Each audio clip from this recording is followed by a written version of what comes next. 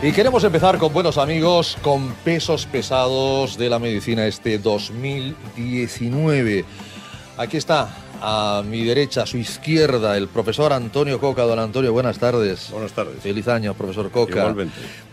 Yo digo, bueno, el profesor Coca es catedrático honorífico de Medicina de la Universidad Autónoma de Barcelona, de la Universidad de Barcelona, de la UB, coautor de la guía europea, hay que decir, del año pasado, ya de la hipertensión del año pasado, 2018, del 2018.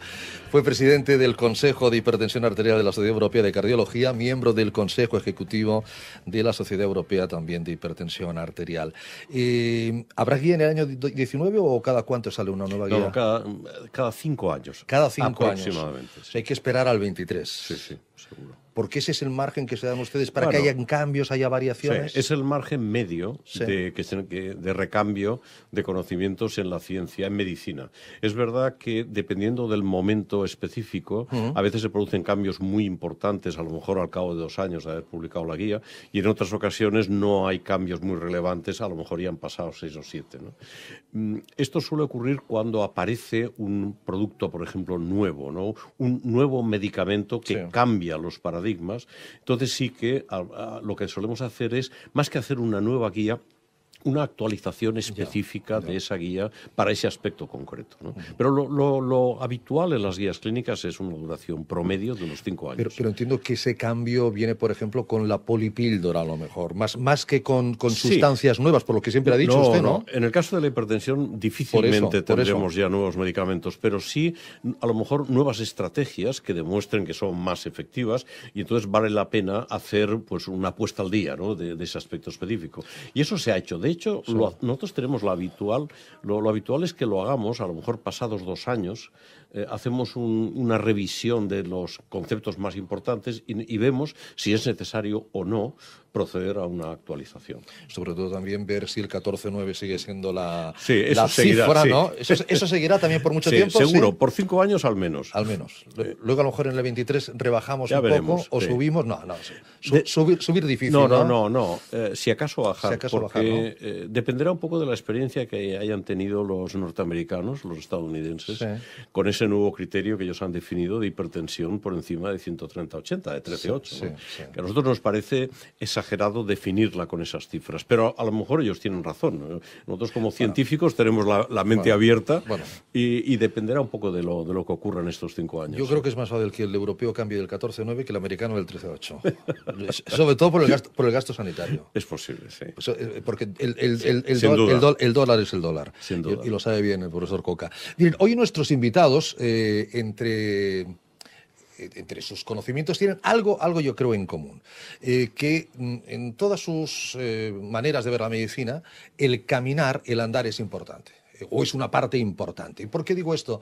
Hombre, porque es nuestro primer programa del año y porque seguro que cuando ustedes brindaron la noche del 31 al 1, pues viene como cada año el deseo de dejo de fumar, de voy a perder kilos, a ver si de una vez por todas domino ese inglés que se me resiste, o aquel deseo encontrar ese amor, que me toque la lotería, yo que sé, los deseos que todos pedimos en esa noche, dicen que mágica.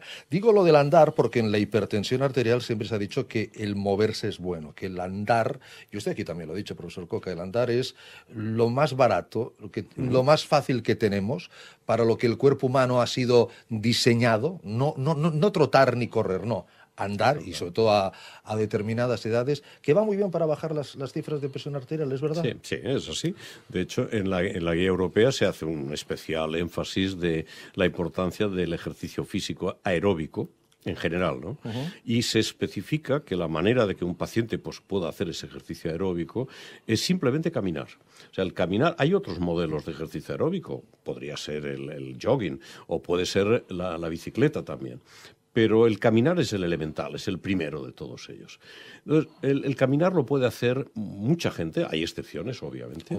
Hay los hipertensos pues, que tengan patología articular, sobre todo en las rodillas, caderas, no van a poder hacerlo, pero yo diría la inmensa mayoría de los pacientes sí lo pueden hacer.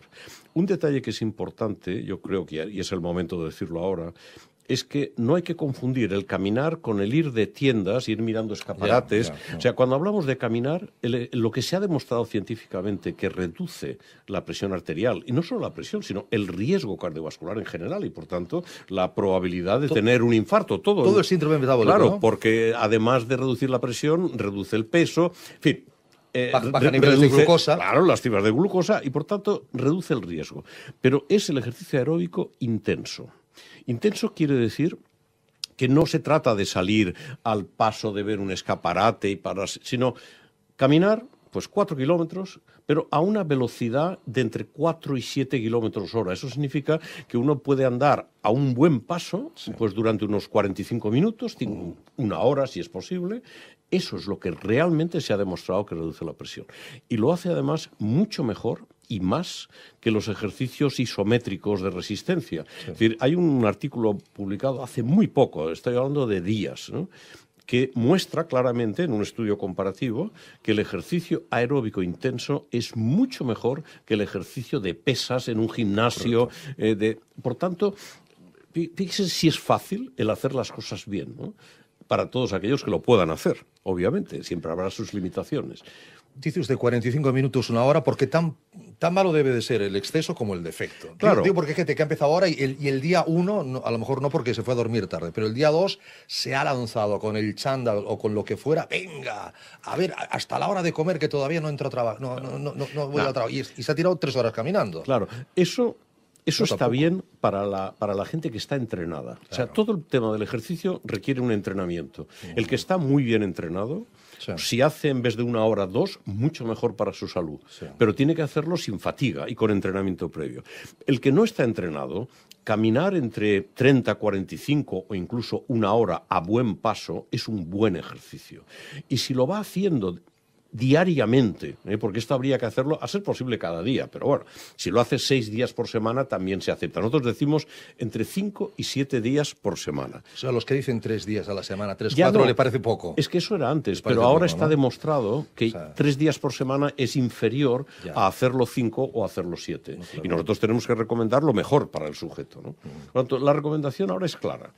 Y yo pienso que aquellos, por ejemplo, que les gusta hacer ejercicio, que disfrutan con ello, que se dan cuenta que les va bien para mantener el peso, para mantener a lo mejor las cifras de glucosa cuando están en ese límite sin necesidad de tener que tomar medicamentos. Simplemente el ejercicio es el mejor medicamento para los que tienen hiperglucemia en ayunas, los que todavía no son diabéticos pero están cerca, ¿no? Entonces, el que no pueda andar, una opción buena es la bicicleta. Mejor la bicicleta que el patinete. Yo ahora estos días he estado viendo muchísima gente con patinete en el carril bici, ¿no? Sí. El ir en bicicleta es un magnífico ejercicio. Y la gente incluso que tiene artropatía en rodillas y caderas puede ir en bicicleta sin prácticamente dolor. Con lo cual, tenemos alternativas para, yo diría, la inmensa mayoría de la población. ¿Bicicleta estática, doctor Coca? Bueno, bicicleta estática puede ser un sustituto. Lo que pasa es que la bicicleta estática es muy aburrida. Entonces, se requiere una gran motivación. Para hacer bicicleta estática tienes que tenerlo muy bien montado en casa, pues a lo mejor con una pantalla de televisión o música, pero necesitas mucha motivación. La bicicleta por el carril bici es mucho más divertido. Estás al aire libre, es más agradable. Y, por tanto, se puede hacer. Pensaba como sustitutivo en días de lluvia, a lo mejor. No, por descontado. O sea, mejor una bicicleta estática que no decir, seguro. No hago nada porque llueve. No. Y tampoco salir el día que llueve con la bici porque el riesgo de una caída es alto. Es alto, claro. Por tanto, si llueve, la estática es fantástica. Lo digo porque yo hace tiempo que lo hice, cuando uno va un día, va 2, se está entrenando, primero empiezas media hora, a la media hora ya te duele todo. A la semana siguiente aguantas 3/4 de hora, 50 minutos, y al final te pegas 2 horas de tirón y te crea unas endorfinas, que te crea una necesidad incluso que hay trayectos, lo digo para que la gente se pueda animar, hay trayectos que en otras ocasiones ni se te hubiera ocurrido, hubieras cogido un taxi, hubieras cogido un transporte público y dices, ¿sabes qué? Voy a ir andando al menos hasta donde pueda, y acabas llegando andando. Sí, es así. Es decir, el cuerpo te pide más. El cuerpo Sí, porque se genera cierta adicción. Es como una droga, entonces, Claro. lo que estamos generando, Bueno, esa endorfina, ¿no? De hecho, el exceso, como todo ocurre en biología, Sí. el exceso de esto, que ya es una enfermedad, la vigorexia, Ya. es esa adicción al ejercicio en el que ya no puedes vivir sin él. Correcto. ¿no? Y entonces ya te pasas, y eso ya deja de ser saludable para ser una enfermedad. ¿no? Correcto. Pero yo creo que en lo que es la salud, que de ese programa se llama Salud y Calidad Salud y de Vida, calidad ¿no? de vida, efectivamente. Pues es lo que nosotros recomendamos como promedio de la población. Eso es lo correcto. De caminar, de andar, para la hipertensión nos irá de maravilla, lógicamente tomándonos la medicación. No, eso no excluye, por supuesto. no excluye de tomar la medicación. Aquel que dice, no, como ya ando, hoy aunque no me la tome no pasa nada. Claro, hay que tomársela. Lo único que puede excluir, y eso es importante a lo mejor para algunos pacientes, la medicación sería la de si uno de estos pacientes hipertensos que cada día pues camina o va en bicicleta, lo habitual, de pronto llega el fin de semana, el domingo, y como está muy entrenado y le gusta hacer ejercicio, decide pues hacer 60 kilómetros en bicicleta en 2 horas y media, en 3 horas, a un buen ritmo. Ese tipo de ejercicio reduce mucho la presión. Entonces, si el individuo está muy normalizado, muy bien controlado, a lo mejor si ese día, sobre todo en mes de julio, agosto, en verano, hace mucho calor, sí. la presión puede caer tanto que incluso pues, estemos cerca de padecer una lipotimia. Entonces, yo lo que he sugerido toda la vida a los pacientes que es un grupo pequeño de pacientes que son tan deportistas y que hacen ese tipo de ejercicio, es que el día que hacen ese ejercicio tan intenso, no se tomen la pastilla hasta que vuelven del ejercicio. Ya, Entonces, una vez vuelto del ejercicio y dependiendo de cómo se encuentran, la necesitan o no, o a lo mejor la pueden tomar al día siguiente. Porque como todo el sentido común, profesor Coca, hay hasta una edad en la que puedes hacer algo de exceso. Bueno, claro. A partir de algunas edades, claro, Sí. lo que usted me comenta, yo ya me veo bastante incapacitado. No. De 60 kilómetros ahí el mes de agosto ahí en bicicleta. Yo lo hago.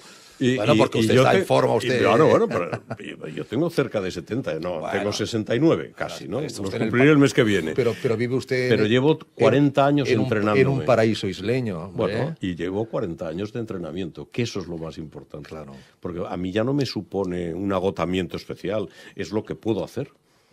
Y lo que el cuerpo le pide. Y lo que el cuerpo me Y lo que pide. el cuerpo le pide. Porque estábamos hablando antes de la gran cantidad de hipertensos que hay en España. Un tercio de la población por encima de los 18 años. Esa es la estadística más fiable que tenemos en España. Un tercio por encima de los 18 años. En el buen sentido. 30 millones, un tercio 10. No, 15 millones en España. 15 millones. O sea, sabemos que hay 15 millones de hipertensos de una población de unos 47, 48 millones. Sí. Porque la hipertensión por debajo de los 18 años es muy rara, Muy es rara, excepcional. Pero también sabemos que, como va ligada al envejecimiento, pues a medida que van pasando los años, la prevalencia es mayor. Entonces, esta es la prevalencia promedio, un tercio de la población. Pero en realidad, cuando uno tiene 70 años, el 70% de los sujetos de más de 70 años tienen hipertensión arterial. O sea que a medida que uno va ascendiendo en la etapa de longevidad, pues la hipertensión es más común. ¿No? ¿Qué otro consejo le daría usted al hipertenso, esos 15 millones de hipertensos que potencialmente nos pueden escuchar, además de tomarse evidentemente la medicación, además de hacer ejercicio, andar sobre todo, sino bicicleta también? ¿Qué otros consejos les daría? Además del ejercicio, creo que la dieta es clave. La dieta también. La dieta es clave en la supervivencia. Aquello de que somos lo que comemos es una verdad como un templo. Entonces, tenemos la gran ventaja en el Mediterráneo de disponer de esa dieta que se ha llamado dieta mediterránea tradicional, que la vamos olvidando a medida que pasa el tiempo y nos vamos aplicando dietas que nos vienen de fuera, excesivamente calóricas. Entonces, la dieta mediterránea, seguida con sentido común, no hay que ser un fanático de aquello de que no te mueves de una ventana estrecha. Con sentido común, la dieta mediterránea, la esencia de la dieta es tomar alimentos frescos, muchas hortalizas, verduras, leguminosas, fruta fresca y pescado y carne. O sea, no se prohíbe nada, pero tomarlo con sentido común, o sea, variando la dieta. Es una dieta enormemente variada. hay que aderezar los alimentos con aceite de oliva, que esto es aceite de oliva extra virgen. Lo digo porque en la ciencia, lo que sí está demostrado, y esto es un estudio español, a Dios gracias, el Predimet, y todo el mundo lo asume, hasta los norteamericanos lo asumen, o sea, los estadounidenses, en la guía de la hipertensión en Estados Unidos, hay una frase específica que dice que para la prevención del accidente cerebrovascular puede ser aconsejable el ingerir nueces. Y esto es el resultado del estudio español, del Predimet. Y para bajar la presión, aceite de oliva extra virgen. Es decir, sabemos que la dieta mediterránea, bien seguida, mantiene el peso, porque no es hipercalórica, y si nosotros hacemos dieta mediterránea más ejercicio regular, estamos en las mejores condiciones posibles para tener una vida más longeva. Óigame, doctor, profesor Coca, usted que es un gran conocedor de cuerpo humano, también internista, ¿no? Ahora, ¿qué dice esto? Permítame la pregunta, porque estos días hemos hablado de ello en mesas, en casas. No, es que yo esto no lo como porque soy vegano. Los vegetarianos ya hace tiempo que existen, pero ahora está la nueva moda del vegano. Sí. Hay quien dice, somos omnívoros. El ser humano ha de comer de todo, poquito, pero de todo. Es decir, sí, la ausencia de algunos nutrientes importantes, pues en el fondo bueno no puede ser. Es que en muchos aspectos de la vida hacemos una religión de lo que debiera ser un aspecto puramente biológico. Entonces, en la biología, el ser humano, a la evolución de miles y tal vez millones de años, desde que empezamos a ser homínidos, hemos ido progresando, y de ser inicialmente pues comedores de frutas arborícolas y de hierro, lo que había a mano, lo que se podía comer. Hemos ido progresando, y de hecho el gran desarrollo de la masa encefálica del individuo surge en el momento que el alimento cambia a mezcla de aquello con las nuevas proteínas procedentes de origen animal. Entonces, el humano por definición es omnívoro. Luego, lo lógico es que comamos de todo. Yo creo que regresar a la etapa de exclusivamente vegetal y solo nutrirnos de proteínas vegetales, yo no digo que eso esté mal, pero a mí no me parece lo conveniente. Yo, si tengo que aconsejar a alguien, le diría, hombre, si usted en su dieta habitual predominan los vegetales, me parece fantástico. Pero ¿por qué no introducir proteínas animales que vengan de las aves, del huevo, de las carnes blancas? Nosotros en el Mediterráneo tenemos conejos, los pollos sin la piel. O sea, tenemos. ¿Y por qué no, si le gusta, de vez en cuando tomar a lo mejor pues un filete de ternera, pero ocasionalmente? Lo que no puede ser es que esto sea el pan nuestro cada día. Y cada día mi filete de ternera roja. No, eso no. Tenemos que intentar... Lo de todo, ni el exceso ni el defecto. Exacto. Somos omnívoros y hemos de comer de todo. Sé que el profesor Coca tiene que marcharse, pero antes de que se vaya, yo quisiera que saludara a nuestro querido amigo, común amigo, el doctor Josep Vergés, que también tiene la amabilidad de acompañarnos en este primer día de programa, presidente y CEO de la Fundación Internacional de Artrosis, la Osteoarthritis Foundation International, o AFI. Se conoce ustedes desde hace muchos años, ¿no? Sí, muchos años, sí. Yo no sé, al menos 20, 25 años. Sí. Bueno, primero agradecerte que nos hayas invitado desde la Fundación a los pacientes nuestros con artrosis. A usted, doctor Vergés, por aceptarlo. Felicitar el año a todo el mundo. Y del profesor Coca, pues estaba escuchando, es un placer, ¿no? Porque es una persona, dijéramos, con un gran conocimiento, ¿me entiendes? Con una experiencia, ¿no? Yo tengo el gusto de conocerlo hace años y que he aprendido mucho con él. Y además me acuerdo que estuvimos haciendo con los mapas, ¿te acuerdas? Las medidas dijéramos, de presión arterial, ¿no? Los holsters, ¿no? Y aprendimos cosas con los retard, ¿te acuerdas? Las formulaciones retard, ¿eh? Antes de empezar el programa estaban hablando a ver quién tenía, si más hipertensos por un lado o más artrósicos por otro, ¿no? Y la cosa estaba bastante pareja, ¿no? Sí, pues en España, y son dos enfermedades muy prevalentes. Muy comunes. Muy comunes, Y de hecho, fíjate, comentamos fuera del micrófono, ¿no? Sí. De hecho, en la artrosis tenemos, según datos del Ministerio de Sanidad que se presentaron en el mes de junio, datos del 2017, que es una enfermedad también muy de género, la artrosis, muy de mujer, afecta, estamos hablando de un 23,5% de mujeres de más de 15 años con artrosis. Es una de cada 4, casi. ¿eh? Sí, sí, sí. De más de 15 años. ¿eh? Sí, También, igual que como el doctor Coca comentaba, si pues vamos a 50, pues teníamos un 60-70%. Y no todo el mundo tiene artrosis. Llegamos hasta los 84 años y a partir de ahí no aumenta la artrosis. Hay un 20% de personas que no tienen artrosis, aunque sean centenarios. ¿no? Ya. Y sí que justamente presentamos una tesis doctoral hace poco en Madrid y vimos justamente que en la artrosis hay la incidencia más grande de comorbilidad es la hipertensión. Entre casi 70% de pacientes que tienen artrosis concomitantemente tienen hipertensión. O sea, y es muy importante, hay muchos conceptos a trabajar, ¿no? Especialmente en los tratamientos, ¿no? Claro. ¿Sabes? Por el tema de los antiinflamatorios, que te salen la artrosis porque te pueden subir la tensión o función renal. O sea, las comorbilidades de la artrosis es muy importante, dijéramos, tener en cuenta el tema de la hipertensión. Sin duda. O sea, que es un tema que sí son dos escenas muy, muy frecuentes y que van muy a menudo, van muy ligadas. Y nosotros hacemos siempre, en la Fundación, insistimos mucho en cuando se habla de síndrome metabólico, de que se cuente con la artrosis. ¿Por qué? Claro. Porque lo has explicado tú muy bien antes, Antonio. Cuando tienes un paciente que tiene hipertensión y le haces hacer un ejercicio, y tú lo explicabas muy bien, una actividad física como puede ser el andar, que estoy totalmente de acuerdo, que es muy importante, también en artrosis. Claro, si esta persona tiene artrosis, ahí vas a tener dificultades que pierda peso, vas a tener dificultades, dijéramos, que mejore su hipertensión, porque al no poder andar, pues le va a perjudicar, ¿no? Entonces, por eso es tan importante la artrosis incluirla en este síndrome metabólico, ¿no?